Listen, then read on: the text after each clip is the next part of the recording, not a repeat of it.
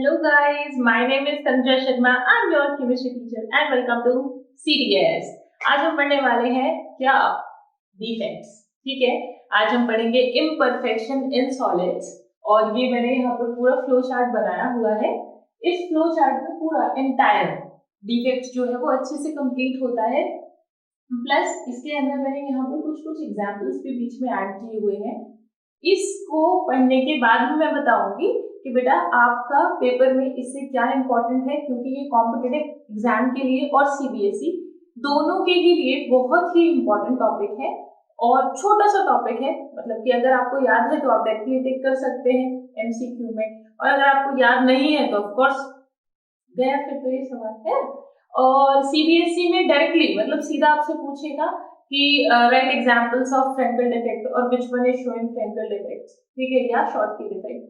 तो इस तरीके के क्वेश्चंस आते हैं. कौन कौन से क्वेश्चन बेहद इंपॉर्टेंट है वो अभी हम इसको पढ़ने के बाद करेंगे. अच्छा बेटा जी, सबसे पहला क्वेश्चन अराइज होता है कि हम लोग इम्परफेक्शन इन सॉलिड पढ़ते ही क्यों हैं, जबकि इनिशियली हमने सॉलिड के दो टाइप किए थे, क्रिस्टलाइन एंड अमॉर्फस. याद होगा आपको, एक थे ट्रू सॉलिड और एक थे फेक सॉलिड्स, राइट. तो अब ये डिफेक्ट कहां से आ गया, ये डिफेक्ट होता क्या है. देखिए बेटा जी, अरेंजमेंट में कोई भी ऐसी चीज जो नहीं होनी चाहिए थी आइडियली, वो क्या है, डिफेक्ट है. राइट, समझ रहे हैं, जो नहीं होनी चाहिए थी बट है वो डिफेक्ट है. अब देखिए बच्चा, जो सॉलिड आप पढ़ते थे, जब आपको क्रिस्टलाइन अमॉर्फस समझाया था तो क्रिस्टलाइन में मैंने लिखवाया था short and long range order both, कि इसमें शॉर्ट रेंज ऑर्डर भी होता है और इसमें लॉन्ग रेंज ऑर्डर भी होता है, रिमेम्बर. लेकिन वहां पर सिर्फ क्या लिखाया था, शॉर्ट रेंज ऑर्डर लिखाया था. ठीक है. अब बेटा जी यहाँ होता क्या है, यहाँ पर दोनों की होने की वजह से, लॉन्ग रेंज ऑर्डर और शॉर्ट रेंज ऑर्डर दोनों की होने की वजह से होता क्या है कि सपोज आपने थोड़ा भी किसी कंपाउंड को जो क्रिस्टलाइन है हीट अप किया, तो होगा ये कि बच्चा वो हीट एब्जॉर्ब कर लेगा और उसके अंदर कुछ ना कुछ चेंजेस हो जाएंगे जो कि आइडियल से थोड़ा क्या होंगे, डिफरेंट होंगे. ठीक है, समझ आ रहे. यानी कि जो मेन रीजन होता है इम्परफेक्शन इन सॉलिड्स का, वो मेन रीजन क्या है, बोलो जरा, बताओ क्या है. यस, एग्जैक्टली, वो है हीट का एब्जॉर्प्शन, हीट के एब्जॉर्ब होने की वजह से. जैसे कि अगर मैं नमक की बात करूं तो बेटा जी, जब हम नमक, आपको पता है समंदर से निकाला जाता है नमक, है ना, कैसे, वो गड्ढे खोद के फिर उसका वेपराइजेशन करके, रिमेम्बर. ठीक है, तो हम क्या करते हैं, हम उनसे निकालते हैं. ऐसा तो नहीं है ना कि वहां से नमक बना और आप तुरंत ले आए घर, नहीं. क्या होता है, उसका प्यूरिफिकेशन होता है. ठीक है, बहुत सारे टेस्ट उसको पास करने पड़ते हैं नमक को, और फिर जाकर हम उस नमक को खाते हैं. ठीक है, वो आप ऐड भी देखते होंगे, है ना, नमक और इसने इतने सारे टेस्ट पास किए हुए हैं. So like that. तो होता क्या है बेटा जी, जितना ज्यादा आप किसी चीज को हीट अप करोगे, है ना, हीट को एब्जॉर्ब करेगा वो, तो उतने ज्यादा उसका जो नॉर्मल स्ट्रक्चर है उसमें क्या आ जाएगा, चेंजेस आते जाएंगे. वही चेंजेस क्या है हमारे लिए, क्या है बेटा जी, डिफेक्ट्स हैं. ठीक है, अब देखिएगा बेटा, जो डिफेक्ट्स का रीजन मैंने आपको बता दिया. अब ये डिफेक्ट्स क्या कैसे हो सकते हैं कि या तो जो नॉर्मल अरेंजमेंट था उसकी पूरी की पूरी लाइन चेंज हो जाए. ठीक है, पूरी कंप्लीट लाइन चेंज हो जाए, तो वो हो गया लाइन डिफेक्ट. यानी कि dislocation of the entire row of atom, यानी एटम की पूरी एंटायर रो बदल गई. ठीक है, तो वो क्या है आपका लाइन डिफेक्ट. और पॉइंट डिफेक्ट क्या होता है, dislocation of atoms from its point. एक पॉइंट पर क्या हो गया, सिर्फ एक पॉइंट पर पूरी की पूरी रो ऐसी है, लेकिन एक पॉइंट पर जो एटम है वो क्या हो गया, चेंज हो गया. ठीक है, तो वो क्या होता है, पॉइंट डिफेक्ट होता है. पॉइंट डिफेक्ट्स में 3 डिफेक्ट्स आते हैं. लाइन डिफेक्ट को हम वही कर देंगे, उतना ही है. अब पॉइंट डिफेक्ट में 3 डिफेक्ट्स और आते हैं, stoichiometry defect, non stoichiometry and impurity defect. Okay, अब देखिएगा बेटा जी, स्टोशियोमेट्रिक डिफेक्ट नाम से ही पता चल रहा है कि यहाँ पर स्टोशियोमेट्री चेंज नहीं होगी, यानी कोई इस तरीके का डिफेक्ट होगा जिसमें स्टोशियोमेट्री में चेंज नहीं होगा. ठीक है, तो यहाँ पर मैंने लिखा है शॉर्ट में, केटायन एनायन का जो रेशियो है दैट डजंट चेंज.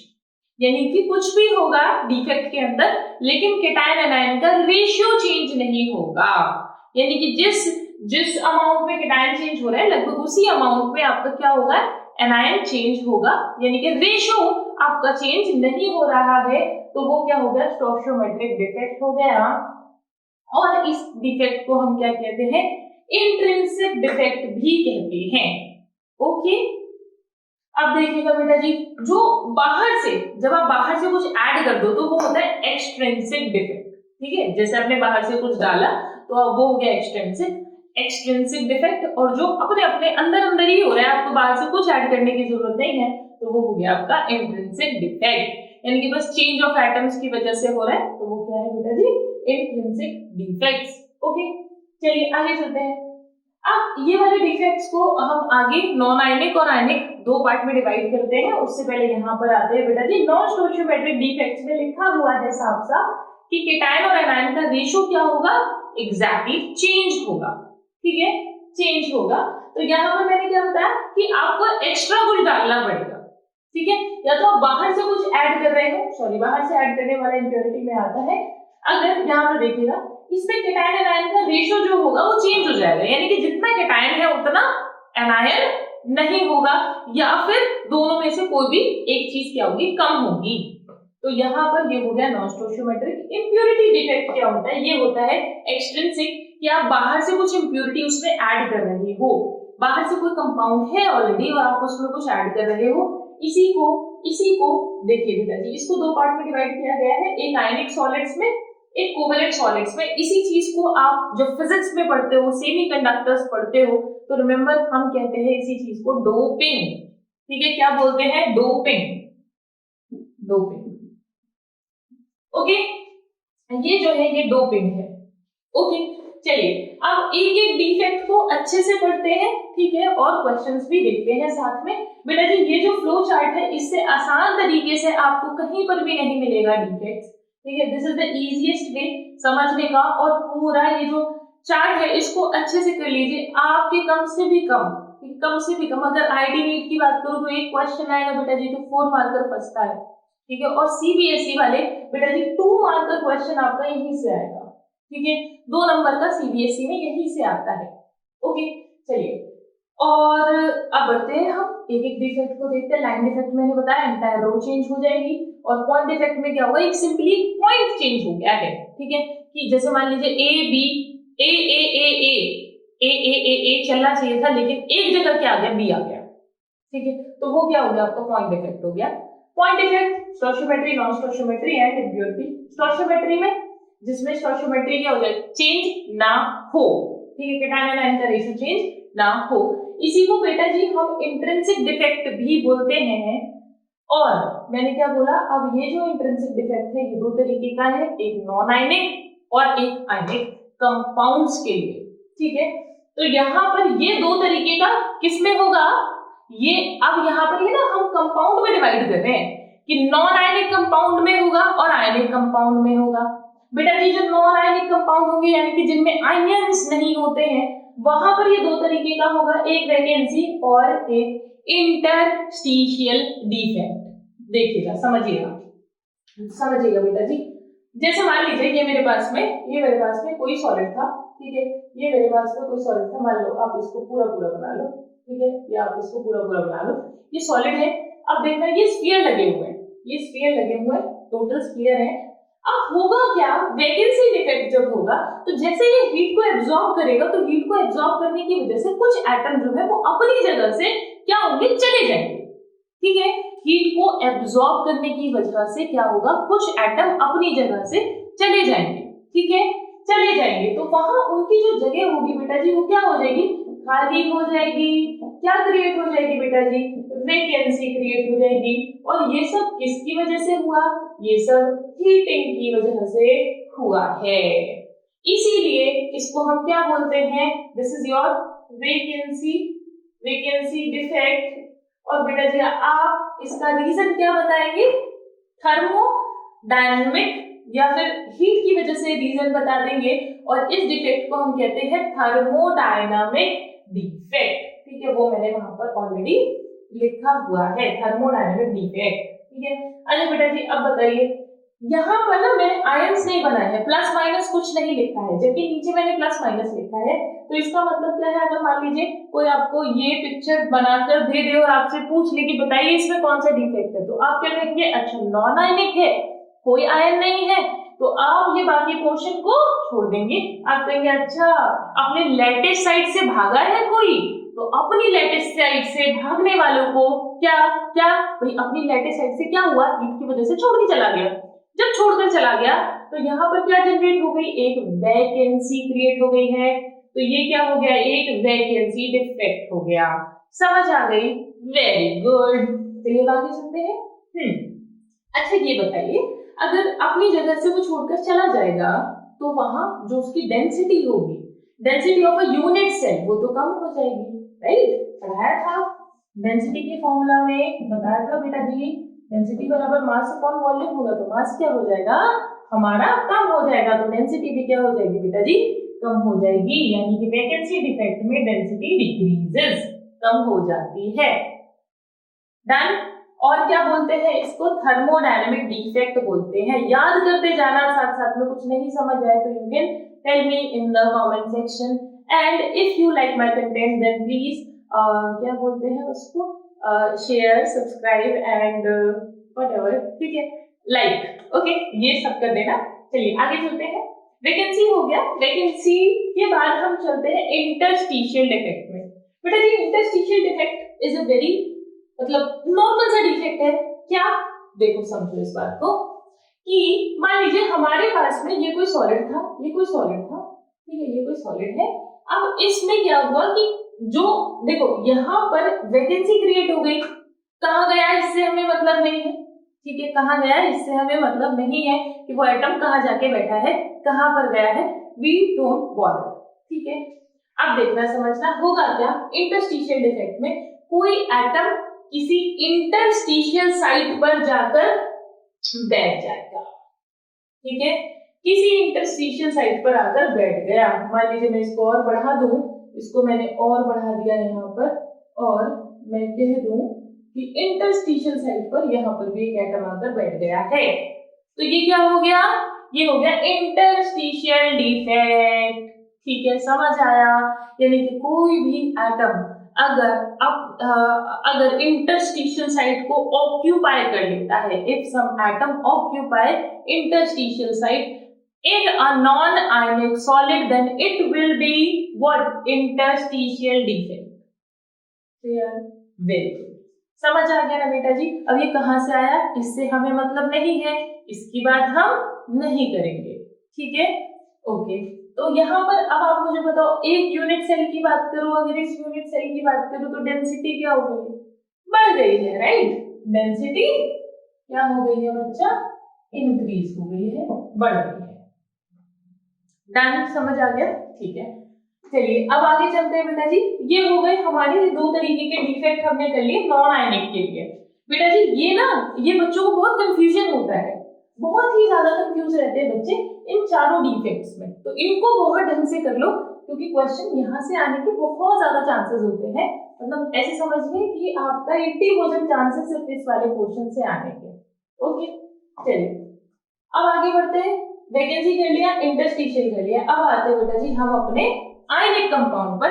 यानी कि अगर आपका आयंस बने हुए हैं, यानी कि प्लस है माइनस है, प्लस है माइनस है, तो आयनिक कंपाउंड के लिए होगा तो definitely we will see Schottky and Frenkel. अगर कोई नहीं है, प्लस माइनस नहीं है, तो हम इस पर जाएंगे, वैकेंसी और इंटरस्टिशियल डिफेक्ट्स पर जाएंगे। अब देखना बेटा जी, आयनिक कंपाउंड है आयोनिक, ठीक है, आयनिक कंपाउंड में क्या होगा बच्चा, ये वाली डिफेक्ट्स होंगे।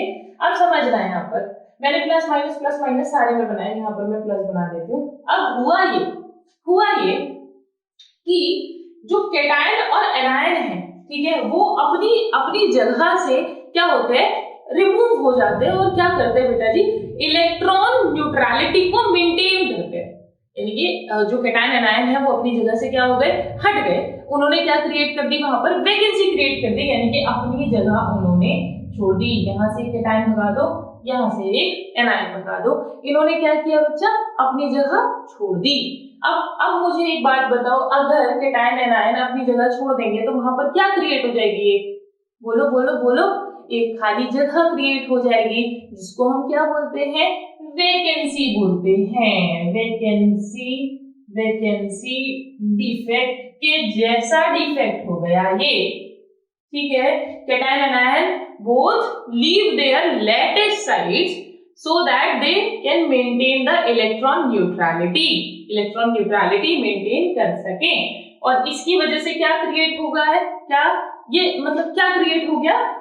स्कॉटकी डिफेक्ट क्रिएट हो गया, ठीक है। इसी डिफेक्ट को क्या बोलते हैं? Schottky defect.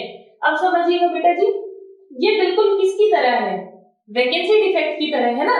तो we can write that it is similar to vacancy defect. It is not vacancy defect, it is similar to vacancy defect. Similar, ठीक है, क्या है ये? सिमिलर है, सिमिलर टू वैकेंसी डिफेक्ट, ठीक है। क्लियर हो गया? अच्छा बेटा, अब मुझे बताओ कि अगर मैं डेंसिटी की बात करूं तो यूनिट सेल की जो डेंसिटी होगी वो कम हो जाएगी, राइट? क्यों कम हो जाएगी? क्योंकि इन्होंने अपनी जगह छोड़ दी है। अगर ये अपनी जगह छोड़ देंगे तो वैकेंसी क्या हो जाएगी? डिक्रीज हो जाएगी, कम हो जाएगी। क्लियर? बात समझ आती है इतनी? तो यानी कि कैटायन एनायन अपनी जगह से एक साथ क्या हो गए? गायब हो गए, ठीक है, गायब हो गए हैं। तो वैकेंसी क्रिएट हो गई, और इसीलिए हमने कहा that it is similar to vacancy defect. और डेंसिटी क्या होगी बेटा जी? कम हो जाएगी। अच्छा बच्चा, यहाँ पर ना जो स्कॉटकी डिफेक्ट है, यहाँ पर एग्जाम्पल्स, कुछ एग्जाम्पल्स आते हैं, ठीक है। I am writing those examples, जैसे कि NaCl है, ठीक है, NaCl है, KCl है, KBr है। ये बेटा जी ये आपके स्कॉटकी डिफेक्ट को शो करते हैं, ठीक है। मैं ऊपर से हटा देती हूँ इसको। दे शो स्कॉटकी डिफेक्ट, इसको दिखा रहे हैं, स्कॉटकी डिफेक्ट को दिखा रहे हैं। अब आप क्या कर सकते हो? मैं यहाँ पर एक ट्रिक बताती हूँ आपको, ठीक है, ट्रिक बताती हूँ। स्कॉटकी डिफेक्ट, देखिए बेटा जी, अगर आपको याद नहीं रहता कि डेंसिटी कम होगी या ज्यादा होगी, या कभी भी कंफ्यूजन हो जाए कि इतना मैथ लगाना पड़ रहा है, सोचना पड़ रहा है, तो आप याद रख लो S, ठीक है। S से याद रखो शॉर्ट, ठीक है, शॉर्ट। तो वैकेंसी क्या होगी? शॉर्ट, यानी कम हो जाएगी, ठीक है। क्लियर? एक ट्रिक तो ये हो गई, ये इस तरीके से आप याद रख सकते हो। अब ये एग्जांपल्स भी बच्चों को याद नहीं रहते यार, कौन सा NaCl, KCl, कौन सा किस में लेंगे? कंफ्यूजन है, बहुत कंफ्यूजन है, ठीक है। तो आप क्या याद रख लोगे बेटा जी? यहाँ से बिल्कुल S ब्लॉक याद रख लेंगे। S से शॉर्ट, तो यानी कि डेंसिटी क्या हो जाएगी बेटा जी? कम हो जाएगी। और S ब्लॉक से याद रखना है कि जितने S ब्लॉक वाला एलिमेंट अगर कोई भी दिख रहा है तो वो स्कॉटकी दिखाएगा। इजी ना? ठीक है, अच्छी ट्रिक है। S ब्लॉक वाले जितने भी एलिमेंट होंगे वो स्कॉटकी दिखाएंगे। आपको एक चीज याद रखनी है, एक होता है AGBR। बेटा जी AGBR इज एन एक्सेप्शन जो फ्रैंकल और स्कॉटकी दोनों शो करता है। तो AGBR को बहुत पूछेगा आपसे, ठीक है, this is very very important. AGBR पूछ लेता है कौन सा ऐसा कंपाउंड है जो दोनों डिफेक्ट्स को शो करेगा, so that would be AGBR। Otherwise इसके अलावा आपको जो भी मिल जाए S ब्लॉक का हो तो वो स्कॉटकी दिखाएगा।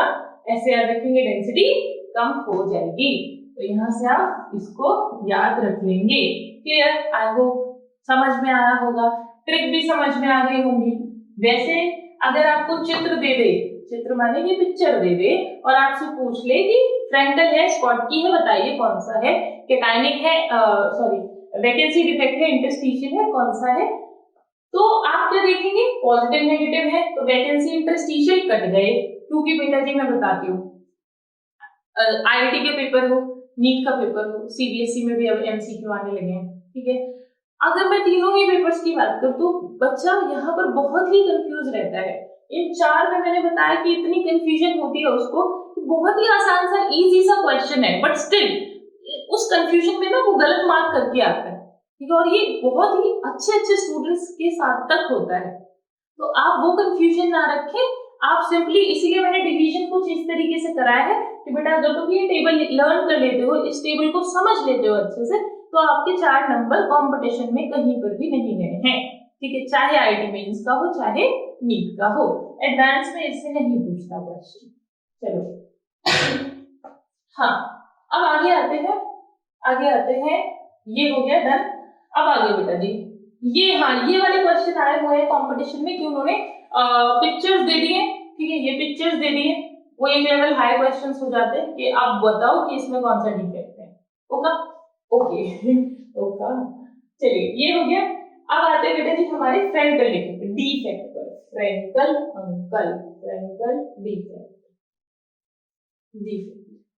चलिए अब बेटा जी फ्रैंकल डिफेक्ट में होगा क्या कि कैटायन जो होगा, मान लीजिए positive negative positive negative negative positive positive negative negative positive negative negative positive, जो कैटायन होगा बेटा जी वो अपनी स्पेस छोड़ देगा, ठीक है, एक कैटायन जो होगा वो अपनी स्पेस छोड़ देगा और यहाँ आकर बैठ जाएगा, ठीक है, यानी कि उसने क्या किया, कैटायन ने सिर्फ अपनी स्पेस छोड़ी और दूसरी जगह जाके बैठ गया, तो कोई फर्क थोड़ी आएगा। डेंसिटी पे बताओ कोई फर्क आएगा क्या? नहीं आएगा, है ना। अब देखो इलेक्ट्रॉन न्यूट्रलिटी मेंटेन रहेगी, बिल्कुल रहेगी, क्यों नहीं रहेगी मेंटेन, कुछ हुआ थोड़ी है, कहीं बाहर थोड़ी गया है, वो यही तो है, साइड के अंदर ही तो है, ठीक है। तो क्या होगा कि यहाँ से क्या होगा, कैटायन ने अपनी साइड छोड़ दी और इंटरस्टिशियल साइट पर जाकर बैठ गया, यानी अपनी जगह छोड़ी, तो क्या क्रिएट हुई, वैकेंसी क्रिएट हुई। क्या क्रिएट हुई बेटा जी, मैं लिख सकती हूँ यहाँ पर, वैकेंसी क्रिएट हुई, ठीक है, वैकेंसी क्रिएट हुई। और दूसरे की साइड पर बैठा जाकर, यानी कि दूसरे के जाकर पास में बैठ गया, तो क्या होगा, किस साइड पर जाकर बैठ गया, इंटरस्टिशियल साइड पर जाकर बैठ गया, इंटरस्टिशियल इंटरस्टिशियल पर जाकर बैठ गया। तो समझो बेटा जी, अपनी साइड से उड़ गया तो वैकेंसी क्रिएट हो गई, दूसरी जगह जाकर साइड पर बैठ गया तो इंटरस्टिशियल डिफेक्ट हो गया। So we can say that Frenkel is a defect in which it is similar to both vacancy and interstitial defect, ठीक है। और इस डिफेक्ट को बेटा जी ये आप याद रखेंगे सिमिलर, ये सिमिलर है दोनों के, कई बार क्वेश्चन में पूछ लेता है। और आप याद रखेंगे कि Frenkel and dislocation, yes dislocation defect भी इसको बोला जाता है। ओके, क्या बोलते हैं, डिसलोकेशन डिफेक्ट भी बोलते हैं, और वैकेंसी और इंटरस्टिशियल की क्या है बेटा जी, ये सिमिलर है। डन, क्लियर हो गई बात, चलिए वेरी गुड। अब आगे बढ़ते हैं बेटा जी, हम आते हैं फ्रैंकल पर। फ्रैंकल को कैसे याद रखें, फ्रैंकल को याद रखेंगे बेटा जी, हाँ, इसमें डेंसिटी पर कोई भी फर्क नहीं पड़ेगा। क्यों नहीं पड़ेगा, क्योंकि कुछ बाहर नहीं निकला है बेटा जी, वैकेंसी क्रिएट हुई है और वहीं जाकर वो क्या है, वहीं जाकर वो जो एटम था वो अपनी साइड पर, दूसरी साइड पर जाकर बैठ गया है, तो डेंसिटी पर कोई भी फर्क नहीं आएगा। So no change in density, density पर कोई भी फर्क, ये क्या है, डेंसिटी, ओके, डेंसिटी कुछ और ही लिखा था मैंने, देखो, तो वैकेंसी पर कोई भी डेंसिटी पर कोई भी फर्क नहीं पड़ेगा। तो आप हिंदी में याद कर सकते हो, फ्रैंकल में फर्क नहीं पड़ेगा, किस पर, डेंसिटी पर, फ्रैंकल में फर्क नहीं पड़ेगा, ठीक है। तो इस तरीके से आप लर्न कर सकते हो, फ्रैंकल में फर्क नहीं पड़ता, किस पर, डेंसिटी पर। Done, okay, very good. क्योंकि बेटा जी बार बार ना ये करना बड़ा डिफिकल्ट सा हो जाता है एग्जाम में, तो कुछ चीजें ऐसी होनी चाहिए कि कॉन्सेप्ट भी क्लियर होना चाहिए और आपको कुछ चीजें टू द पॉइंट याद हो, तो बहुत ही आसान होता है, मतलब सोने पे सुहागा वाला काम हो जाता है। ओके, चलो आगे चलते हैं। अब इसके एग्जाम्पल्स को कैसे याद रखेंगे, इसके एग्जाम्पल्स को याद रखेंगे बेटा जी। अब आपको पता है, यहाँ तो मैंने एस से याद करा दिया, शॉर्ट कम होती है, एफ से याद कराया, फर्क नहीं पड़ेगा, एफ से क्या याद करा मैंने, फर्क, ऐसे लिखते हैं ना, फर्क नहीं पड़ेगा, ठीक है, फर्क नहीं पड़ेगा, हाँ सही लिखा है, हाँ ठीक है, कोई फर्क नहीं पड़ेगा। अब आप एग्जाम्पल्स को याद रखेंगे बेटा जी। अब देखो, जब भी डी ब्लॉक का नाम, एफ ब्लॉक का नाम आता है तो ऐसे बोलते हैं, डी ब्लॉक, एफ ब्लॉक, ठीक है, डी एंड एफ ब्लॉक, आपका भी एक चैप्टर है डी एंड एफ ब्लॉक, तो याद रखेंगे यहाँ पर एफ है ना, ठीक है, तो किससे रिलेट कर सकते हो, डी ब्लॉक से रिलेट कर सकते हो, यानी कि कोई भी ऐसा जो डी ब्लॉक का नजर आ रहा हो, ठीक है, जैसे कि मैं लिख दूं AgCl, AgBr, AgRe, ZNS, ये जितने भी होंगे बेटा जी, ये क्या शो कर देंगे आपका, ये फ्रैंकल डिफेक्ट शो कर देंगे। यानी कि बहुत सिंपल है, अगर डी ब्लॉक वाले दिख जाए तो फ्रैंकल डिफेक्ट, या वैसे आजकल FD, F block, D block, ठीक है। तो F ब्लॉक वाले तो बेटा जनरली शो नहीं करेंगे, ठीक है, रेडियो एक्टिव होते हैं ज्यादातर। अब देखो, लेकिन डी वाले क्या करेंगे, डी ब्लॉक वाले शो कर जाएंगे। तो बी ब्लॉक वाला कोई भी मिल जाए तो लगा देना फटाफट से कि क्या है, फ्रैंकल डिफेक्ट है, ठीक है। और AgBr आपको दोनों में याद रखना है, ठीक है। Am I clear to you? समझ में आ गया इतना पोर्शन, यानी कि हमने ये वाला पोर्शन कंप्लीट कर लिया। और मैंने कहा था कि इस पोर्शन से आने के चांसेस बहुत बहुत बेहद ज्यादा हैं बाकियों से, ठीक है। तो चलिए आगे चलते हैं। अब बेटा जी, अब हम चलते हैं हमारे नेक्स्ट नॉन स्टोशियोमेट्रिक पर, ठीक है। अब एक बार देखो, वैकेंसी में डेंसिटी क्या होगी, कम हो जाएगी। इंटरस्टिशियल में डेंसिटी क्या होगी, बढ़ जाएगी। स्कॉटकी में ऐसे याद रखेंगे, डेंसिटी कम हो जाएगी। एग्जांपल्स क्या होंगे, NaCl, KCl, KBr, जितने भी S ब्लॉक वाले होंगे, ठीक है। अब फ्रैंकल में डेंसिटी पर फर्क नहीं पड़ेगा। एग्जांपल क्या होंगे, AgCl, AgBr, AgI। AgBr क्या होगा, जो दोनों में ही दोनों डिफेक्ट ही शो कर रहा है। ये किसके हैं, नॉन आयनिक के, ये किसके हैं, आयनिक के। ये है समरी, ठीक है। दैट यू शुड रिमेम्बर, आपको इतनी चीजें तो याद होनी चाहिए, ओके। चित्रकारी में क्या कहेंगे बेटा जी, वो आप डिफरेंस पता ही लगा सकते हो, एक में आयन होंगे, एक में आयन नहीं होंगे। इसमें भी क्या होगा, कैटायन आयन साथ में जा रहे होंगे। इसमें क्या होगा, कैटायन इंटरस्टिशियल साइड पर अपनी साइड को छोड़कर जाकर बैठा होगा, ठीक है। डन हो गया। चलो अब आगे चलते हैं। नॉन स्टोशियोमेट्रिक में मैंने क्या बताया कि कैटायन आयन का रेशियो चेंज होगा, ओके। अब इसमें आते हैं हम, दो डिफेक्ट्स हैं, एक है मेटल डेफिशिएंसी, एक है मेटल एक्सेस डिफेक्ट। इसमें से बहुत ही इंपॉर्टेंट है कौन सा, मेटल एक्सेस डिफेक्ट, ठीक है। आप देखते हैं बेटा जी मेटल एक्सेस को। मेटल एक्सेस डिफेक्ट देखना बेटा, हमें क्या करना है, हमें, मैंने कहा नॉन स्टोशियोमेट्रिक है। नॉन स्टोशियोमेट्रिक मतलब कैटायन आयन का रेशियो चेंज होगा, यानी कि कोई एक चेंज किसी एक में चेंज होगा। अब देखो, सपोज मैं आई ड्रॉ दिस लाइन और मैंने कहा तुमसे कि इस लाइन को छोटा करना है, तो आप क्या कर सकते हो, कैसे लाइन को छोटा करोगे, या तो आप इसको मिटा दो या फिर इसके बराबर में एक लाइन खींच दो, है ना, यही तो कर सकते हो।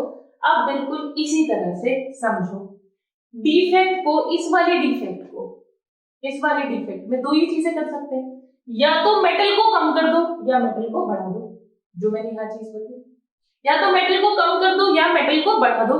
तो दोनों में ही क्या होगा, नॉन स्टोशियोमेट्रिक डिफेक्ट होगा। अब देखो, जब मेटल को बढ़ाएंगे हम, मेटल को बढ़ाएंगे तो इसके दो तरीके हैं, बाय एनायनिक वैकेंसी, यानी कि हम क्या कर दें, एनायनिक वैकेंसी क्रिएट कर दें, कुछ ऐसा क्रिएट करें कि एनायन जो है वो अपनी जगह छोड़ दे, उसकी जगह कुछ और आ जाए, तो वो हो गया। और एक हो गया बाय एक्स्ट्रा कैटायन, ठीक है। अब दोनों ही देखते हैं बेटा जी, देखिएगा।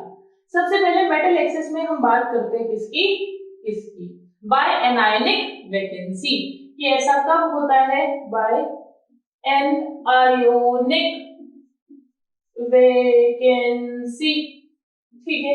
इसकी बात कर लेते हैं बेटा जी। अब समझिए एनायनिक वैकेंसी कब क्रिएट होती है, जब भी आप NaCl को, यानी कि नमक को, आप सोडियम वेपर्स के साथ में हीट अप करोगे, ठीक है। जब आप इसके साथ में हीट करते हो तो ये जो है, ये बेटा जी येलो कलर देता है, येलो कलर फॉर्म करता है, ठीक है। अब समझिए, अगर यही सेम चीज ऐसा ही LiCl के साथ हो, ठीक है, या आप बेटा जी आप Na वेपर्स के साथ हीट कर सकते हो, या फिर एक्सरे सोर्स, जो एक्सरे सोर्स होता है, ठीक है, वो ले सकते हो और आप इस पर रेडिएशन डाल सकते हो। उस रेडिएशन से भी क्या होता है, एनायनिक वैकेंसी क्रिएट हो जाती है। तो ये जो होता है बेटा जी, ये पिंक कलर का नजर आता है, ठीक है। और जो KCl होगा वो वॉयलेट कलर का नजर आएगा। बट ये ऐसा क्यों हुआ, अब इसकी बात कर लेते हैं कि भाई इनके कलर में चेंज क्यों आ रहा है। NaCl जो व्हाइट कलर का हुआ करता था वो अब येलो कलर का क्यों हुआ है, अब इसकी बात कर लेते हैं। देखिए बेटा जी, जब आप सोडियम वेपर्स के साथ में हीट अप करते हो, सो व्हाट हैपेंस इज कि जब यहाँ पर मान लीजिए ये आपका NaCl है, तो आपको पता है Na+Cl- होगा। यहाँ पर बाहर पे बहुत सारे क्या होगा, सोडियम वेपर है, सोडियम वेपर है। तो होता क्या है बेटा जी कि जो एनायन है वो एक इलेक्ट्रॉन रिलीज कर देता है। और देखिए बेटा जी अगर Cl- कन्वर्ट हो जाएगा Cl में और एक इलेक्ट्रॉन को रिलीज कर देगा, तो अब एनायन तो खत्म हो गया ना, एनायन की वैकेंसी जनरेट हो गई है, एनायन नहीं बचा। अब एनायन जब नहीं बचेगा तो what happens is Cl- convert हो जाता है Cl में और एक इलेक्ट्रॉन में, और ये इलेक्ट्रॉन जो होता है बेटा जी एंट्रैप हो जाता है अंदर। ठीक है, ये एंट्रैप्ड कह दो या ट्रैप्ड कह दो, ट्रैप्ड इनसाइड। ठीक है, ये ट्रैप्ड इनसाइड, इसका मतलब क्या है कि ये जगह ले लेता है किसकी, एनायनिक वैकेंसी की। जो एनायन अपनी जगह से गया, जब एनायन ने Cl दे दिया और एक इलेक्ट्रॉन दिया, तो उस एनायनिक वैकेंसी की जगह पर कौन आ गया, इलेक्ट्रॉन आ गया। क्लियर हो रही है बात? उस एनायनिक वैकेंसी की जगह कौन आ गया, इलेक्ट्रॉन आ गया। अब आपको पता है बेटा जी जहां पर इलेक्ट्रॉन होता है वहां पर कलर भी होता है। ठीक है, जहां भी इलेक्ट्रॉन होगा वहां क्या होगा बेटा जी, कलर होगा। क्यों कलर होगा, वही स्ट्रक्चर ऑफ एटम पढ़ के आओ तुम, एक इलेक्ट्रॉन एनर्जी मिलती है उसको ऊपर जाता है, ठीक है, और फिर वो वापस आता है। ठीक है, तो क्या करते हैं, कलर इम्पार्ट करता है जो हमें आंखों से नजर आता है। तो यानी कि जहां पर भी इलेक्ट्रॉन होगा वहां होगा कलर। और बेटा जी इस कलर को ही बोलते हैं फेब्रेजान और एफ सेंटर, और आई कैन से फेब्रेजान सेंटर का मतलब होता है कलर सेंटर। क्लियर हो गई बात, समझ में आया क्या हो रहा है। एनायनिक वैकेंसी क्रिएट हुई, कैसे क्रिएट हुई, भाई आप कोई भी रेडिएशन का सोर्स ले लीजिए या फिर आप इसको सोडियम वेपर्स के साथ में हीट अप कर दीजिए। व्हाट हैपेंस इज कि जो Cl होता है वो अपनी जगह छोड़ देता है और उसकी जगह कौन आकर बैठ जाता है, इलेक्ट्रॉन आकर बैठ जाता है। उस इलेक्ट्रॉन की वजह से ही क्या आता है बेटा जी, उस कंपाउंड में कलर आता है, और उस कलर को ही हम क्या बोलते हैं, क्या, फेब्रेजान सेंटर। समझ में आ गया, क्लियर हो गया, डन बेटा जी। ओके, कौन कौन शो करता है, मैंने तीनों बता दिए हैं, NaCl येलो कलर का, KCl violet, LiCl pink. Colour भी पूछ लेता है आपसे पेपर में, ठीक है, कि किसका क्या कलर होगा। डन, समझ आ गया, चलो आगे चलते हैं। फेब्रेजान सेंटर पूछ सकता है कि कब क्रिएट होता है, तो किससे क्रिएट होता है, एनायनिक वैकेंसी से क्रिएट होता है। ओके, चलिए अब आगे चलते हैं बेटा जी। बेटा हमने एनायनिक वैकेंसीज वाला कंप्लीट कर लिया, अब हम नेक्स्ट आते हैं हम अपने बाय एक्स्ट्रा कैटायन। देखिएगा बच्चा, एक्स्ट्रा कैटायन में होता क्या है, ये वाला डिफेक्ट यानी कि ये मेटल एक्सेस डिफेक्ट में किस तरीके से, जब हम इसको हीट अप करते हैं तो हीट अप कैसे किया, मान लीजिए देखिए बेटा जी, जब ये रूम टेम्परेचर पर होता है, यानी कि अगर हम सिंपली रूम में बात करें इसकी, तो ZnO जो होता है ये व्हाइट कलर का होता है, लेकिन अब इसे क्या किया हमने, हीट अप किया। जब हम इसे हीट करते हैं बेटा, तो आपका Zn2+ और यहां से निकलेगा ऑक्सीजन, यानी कि O2, बैलेंस करके लिख रही हूं मैं इक्वेशन को, और यहां से आपके रिलीज हो गए 2 इलेक्ट्रॉन। अब आपको पता है बेटा जी कि ये जो है O2 जो है ये तो गैस है, ये तो निकल जाएगी, ठीक है, तो बचेगा क्या आपके पास में, इलेक्ट्रॉन्स बचेंगे और Zn2+ बचेगा। अब ये Zn2+ जो है बेटा जी ये जाकर बैठ जाता है, और I can say this trapped in interstitial site पर जाकर बेटा जी ये बैठ जाता है। और अगर इलेक्ट्रॉन होंगे तो क्या होगा, एक कलर भी होगा। तो ये शो करता है बेटा जी after heating this shows yellow colour, ठीक है, ये येलो कलर का हो जाता है। तो हमने क्या किया, हमने मेटल एक्सेस डिफेक्ट को कंप्लीट कर लिया बाय एनायनिक वैकेंसी, ठीक है, anionic vacancy and by extra cation. Okay done. अब बेटा जी आगे बढ़ते हैं, हम आते हैं हम अपने अगले डिफेक्ट पर, विच इज मेटल डेफिशिएंसी, यानी कि यहाँ पर क्या होगा, मेटल कम हो जाएगी, ठीक है।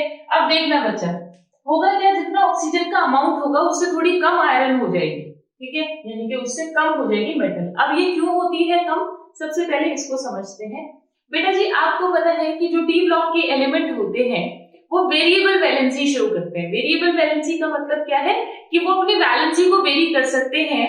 अब एक एग्जांपल आपको देती हूँ, जैसे Fe।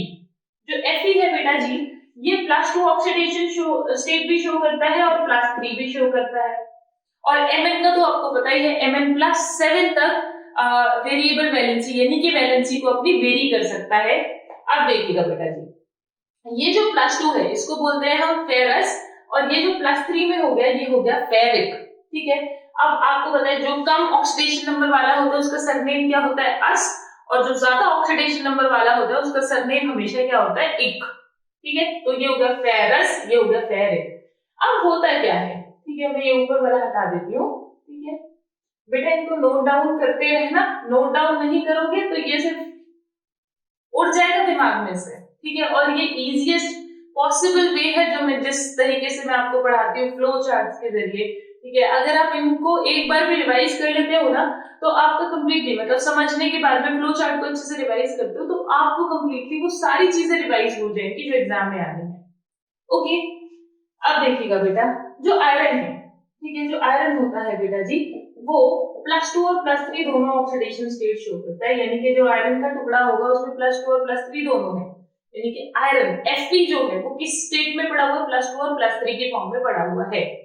अब मुझे बताइए, अगर मान लीजिए मैंने लिख दिया FeO, तो इसका ऑक्सीडेशन नंबर -2 है तो इसका +2 होना चाहिए, राइट।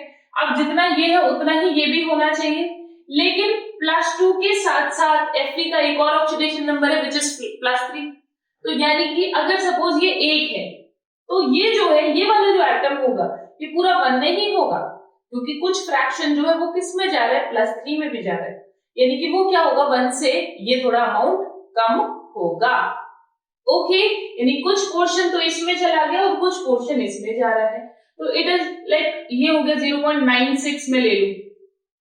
ठीक है, तो इसका मतलब 0.04 जो है वो कितना है, हमारा Fe है, ये कितना है, 0.04। समझ गए बेटा जी। तो वेरिएबल वैलेंसी शो करने की वजह से जो डी ब्लॉक के एलिमेंट है वो मेटल डेफिशिएंसी डिफेक्ट को शो करते हैं। बेटा इस पर एक बहुत ही बेहद ही इंपॉर्टेंट सवाल है जो आपके इन टेक्स्ट क्वेश्चंस जो है, जो आपके एनसीईआरटी बुक है उसमें भी गिवन है।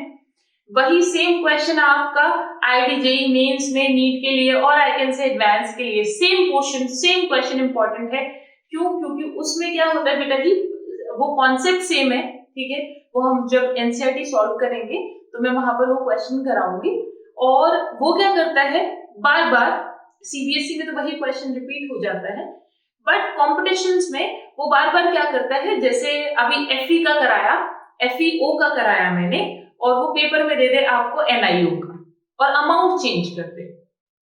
ठीक है, तो एडवांस के पेपर में भी ये आता है क्वेश्चन, तो this question is really very important, वो हम वहां पर कवर अप करेंगे। ठीक है, बस यहाँ पर हमने ये समझना है कि मेटल डेफिशिएंसी डिफेक्ट क्या होता है। इसके न्यूमेरिकल हम जब हम अपना ये सोल्यूशन वाला पार्ट आएगा, यानी कि एनसीईआरटी सोल्यूशन वाला पार्ट आएगा, उसमें कर लेंगे। अच्छा बेटा जी, इसमें एक और चीज समझिएगा, Fe+3 है और Fe+2 है। ठीक है, अब अगर मैं बात करूं कि देखो कुछ अमाउंट, जो इसका अमाउंट होना चाहिए था उसको कुछ अमाउंट में ये है। ठीक है, तो कितनी वैकेंसी क्रिएट हो सकती है या कितना किसको रिप्लेस कर रहा है, अगर मुझे ये देखना होगा तो मैं यहाँ पर देखिए, आपका चार्ज हमेशा बैलेंस होना चाहिए। ठीक है, तो यहाँ पर 2 से ये हो गया +6 टोटल चार्ज, और यहाँ कितना हो गया 3। ठीक है, यानी कि 2 Fe+3 के एटम्स जो होते हैं वो 3 Fe+2 के एटम्स को क्या कर सकते हैं, रिप्लेस कर सकते हैं। क्लियर हो गई बात, समझ में आ गई। ठीक है, तो 2 डाइवैलेंट, 2 ट्राइवैलेंट एटम्स जो होंगे वो 3, 2 डाइवैलेंट, सॉरी ट्राई है यहाँ पर, 2 ट्राइवैलेंट एटम्स रिप्लेस होंगे किससे बेटा जी, 3 डाइवैलेंट एटम्स से। ये आपको कई जगह पर यूज करना पड़ेगा बेटा जी, और बहुत सारी जगह पर, यानी कि जो हम न्यूमेरिकल करेंगे उसमें भी आपको ये कॉन्सेप्ट का यूज करना होगा। चलिए अब आगे चलते हैं बेटा। अब हम नेक्स्ट आते हैं, हमारा लास्ट डिफेक्ट है which is your impurity defect. अब ये इम्प्योरिटी डिफेक्ट में मैंने यहाँ पे लिखा हुआ है डोपिंग। ठीक है, अभी समझते हैं क्या होता है। देखो बेटा, इम्प्योरिटी का मतलब क्या है कि आप बाहर से कुछ ऐड करा रहे हो, बाहर से कोई इम्प्योरिटी आपने डाली है, जैसे कि वहां पर तो सारा डिफेक्ट जो था वो अंदर अंदर का था कि आप कुछ नहीं डालते हो बाहर से, इंट्रिंसिक डिफेक्ट है। वेयर एज यहाँ पर क्या कर रहे हो बेटा जी, आप एक्स्ट्रा कुछ डाल रहे हो, तो ये क्या हो गया, एक्सट्रिंसिक डिफेक्ट। ये भी आपसे पूछ सकता है कि कौन इंट्रिंसिक है कौन एक्सट्रिंसिक है। अच्छा, अब आगे चलते हैं। देखिए बेटा, यहाँ पर दो में मैंने लिखा हुआ एक आयनिक सॉलिड है और एक कोवलेंट सॉलिड है। आयनिक सॉलिड में बात करूं मैं तो देखना ध्यान से, मान लीजिए मेरे पास है NaCl। अब NaCl में बेटा जी मैंने कुछ इंप्योरिटी ऐड कर दी, किसकी, SrCl2 की, ठीक है, SrCl2 की इंप्योरिटी मैंने ऐड कर दी। तो इंप्योरिटी क्योंकि बाहर से आई है, अंदर का कुछ भी नहीं है, ठीक है, अंदर का कुछ भी नहीं है, इंप्योरिटी क्या है बाहर से। अगर मान लीजिए सिर्फ NaCl की बात होती, मैं इसको नहीं डालती, तो मैं क्या कहती, S ब्लॉक का है, ठीक है, कौन सा डिफेक्ट शो करेगा, देखो स्कॉट की डिफेक्ट। लेकिन अगर मैंने इसको डाल दिया, यानी बाहर से मैंने कुछ इंप्योरिटी ऐड कर दी, तो ये वाला एक्सट्रिंसिक डिफेक्ट हो गया, जैसे इसको डाला गया।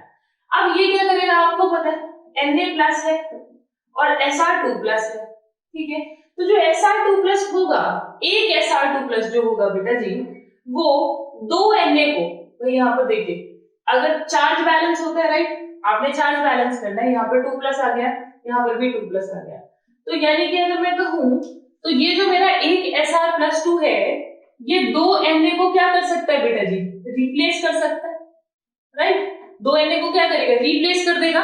समझ लो मेरी बात भाई, जैसे अभी किया था Fe वाले केस में, बिल्कुल इसी तरीके से चार्ज बैलेंस होना चाहिए। चार्ज बैलेंस हो गया तो मैं कह सकती हूँ कि एक Sr जो है वो किसकी जगह लेने को तैयार है बेटा, दो Na की जगह लेने को तैयार है। पर अब एक चीज समझिए, यानी कि दो Na को डिस्प्लेस करने को तैयार है। अब एक चीज यहाँ पर ध्यान से समझिए कि बेटा जी, जब ये एक Sr+2 दो Na को डिस्प्लेस करने के लिए तैयार है, कर सकता है डिस्प्लेस, पर बैठेगा तो एक की जगह ही ना, बैठेगा तो एक की जगह।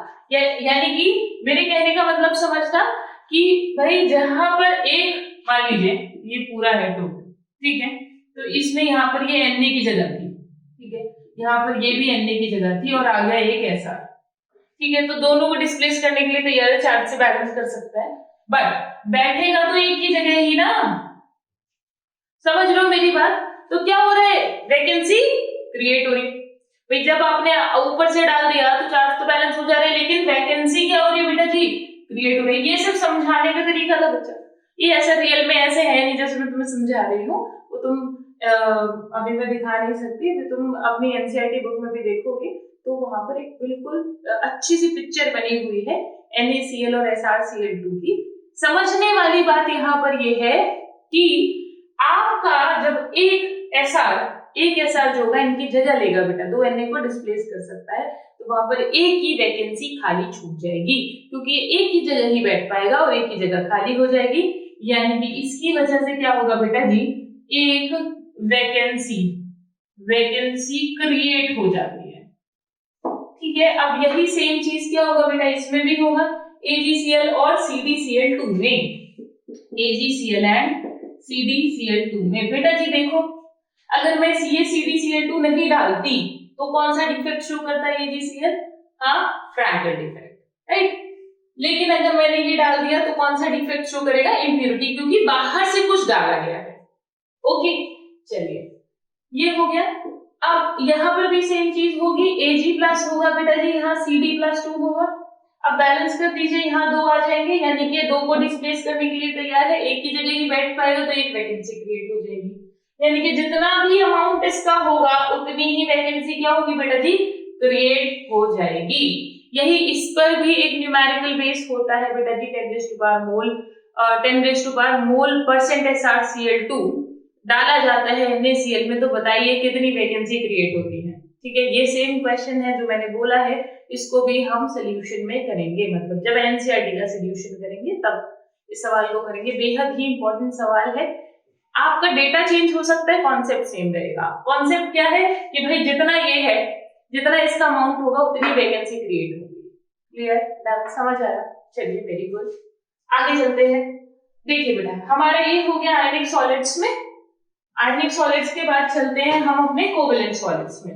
कोवेलेंट सॉलिड्स में देखिए बेटा जी, जब कोवेलेंट सॉलिड्स की बात करेंगे तो क्या है, एन टाइप और पी टाइप। पी टाइप और एन टाइप ये हमें इम्प्योर करने ही क्यों पड़े, कोवेलेंट सॉलिड में हमें क्यों इम्प्योरिटी डालनी पड़ी, सबसे पहले ये समझिए बेटा। ये देखिए जो सेमी कंडक्टर्स होते हैं इनकी कंडक्टेंस को बढ़ाने के लिए हमें डोपिंग करनी पड़ती है, ठीक है। डोपिंग क्यों करते हैं समझ आया। डोपिंग क्या है, इसी को मिलाना, इम्प्योरिटीज को मिलाना या उनको एलिमेंट्स को मिक्स करना ही डोपिंग होता है। अब देखो बहुत ही आसान से बता रही हूँ, 13, 14, 15, ठीक है। जब आप 13, 14 ग्रुप को मिलाओगे तो जो बनेगा वो होगा पी टाइप और क्या जनरेट होगा बेटा जी, होल। और जब आप इन दोनों को मिलाओगे तो एन टाइप जनरेट होगा और क्या होगा बेटा जी, यहाँ पर एक्स्ट्रा इलेक्ट्रॉन होगा। आप समझ सकते हो, यहाँ पर मैं इसको लिख दूं बैंगन, आलू, गाजर इन थैला, ठीक है। यहाँ हो गया कहे सीता जी सुनो प्रभु, ये हो गया नाना पाटेकर असानी सब बिंदास, ठीक है। बेटा जी ना नीचे वालों की डोपिंग होती है ना ऊपर वालों की, मतलब जनरली इनकी नहीं होती है। यहाँ पर सिलिकॉन फास्फोरस ले सकते हैं, ठीक है, बट जनरली नहीं करते हैं। जनरली होती है बीच वालों की, जनरली बात कर रहे हो, ठीक है। वैसे सिलिकॉन में भी होती है डोपिंग बट जनरली इनकी होती है। तो आप देखना अगर आपने इन दोनों को मिलाया यानी कि गैलियम और जर्मेनियम को मिलाया तो आपका कौन क्या बनने वाला है, पी टाइप बनने वाला है। और आई कैन से 13, 14 ग्रुप का बनने वाला है। ये आपका एक शॉर्ट नोट भी आता है कि right a short note on 13, 14, इस तरीके से डोपिंग 13, 14 ग्रुप इस तरीके से लिखा होता है सॉलिड में ही। इन टेक्स्ट क्वेश्चन है अगेन आपका, जब आप एनसीईआरटी के क्वेश्चंस को सॉल्व करोगे तो ये भी आपसे कई बार टीचर्स पूछ लेते हैं। तो आपको समझना है 13, 14 को मिलाया यानी पी टाइप, इन दोनों को मिलाया यानी एन टाइप। यहाँ पर क्या होता है बेटा, जनरेट होता है होल का, यहाँ पर जनरेशन होता है इलेक्ट्रॉन का। एग्जाम्पल्स ध्यान रखने, वो पूछ सकता है आपसे। तो ये वाले पूरे ग्रुप को मिलाया, ठीक है, तो आपको पता है, और वो वाले पूरे ग्रुप को मिलाया तो भी आपको पता है। क्लियर हो गया बेटा जी।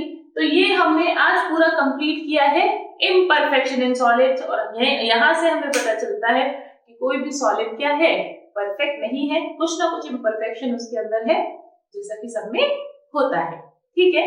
तो चलिए बेटा अब मैं चलती हूँ, अब मैं आपसे अगले लेक्चर में मिलूंगी। और अगर आपको इस चैनल का कंटेंट अच्छा लगता है, आपको समझ में आता है, तो प्लीज अपने दोस्तों के साथ शेयर करिए and subscribe to my channel. And बाकी तो मैंने बोल ही दिया है, लाइक वो तो तुम समझ ही जाना। और अब मैं मिलूंगी आपसे नेक्स्ट लेक्चर में। तब तक के लिए पढ़ते रहिए, आगे बढ़ते रहिए और बहुत बहुत बहुत सारा खुश रहिए। बाय।